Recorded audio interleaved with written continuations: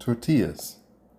Today I'm going to make blue corn. So start with a really good blue corn masa harina. I'm over here in HEB land, so I like the mixture. So I throw in some AP flour. I did 2 cups of blue corn, a 1/4 cup of AP flour, about a tablespoon, a little less than a tablespoon of salt, some really warm water, and start mixing it up in your bowl. Oh my God, almost forgot something. Butter. Yep, my baby made me some fresh butter, so we're gonna throw some of that in there. About a 1/3 cup of that. And you can start kneading it in the bowl. As you start kneading this masa harina, this blue corn, it'll start getting soft. You can start feeling it in your hand. So what you're gonna do is you're gonna knead it for about 5 minutes. And you'll feel it start to get soft as you go.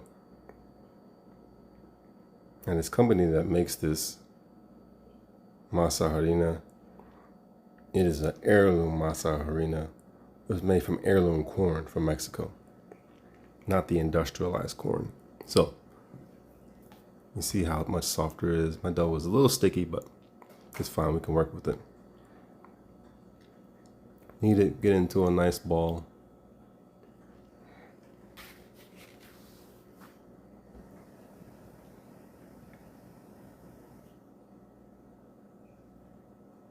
A nice ball.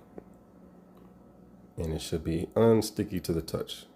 Soft, a little moist. Place it back in your bowl. Cover it with a wet towel.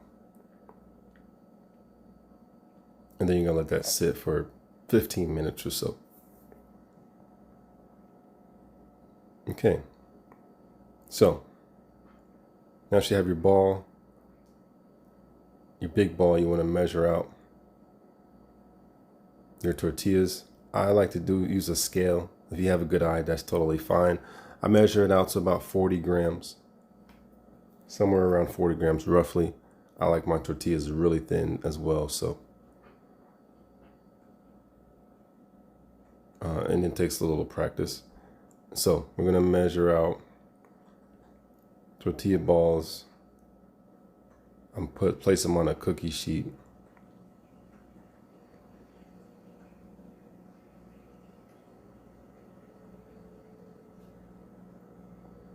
$40 grams, a little over, a little under, it's fine. There's another method you can use to make the balls.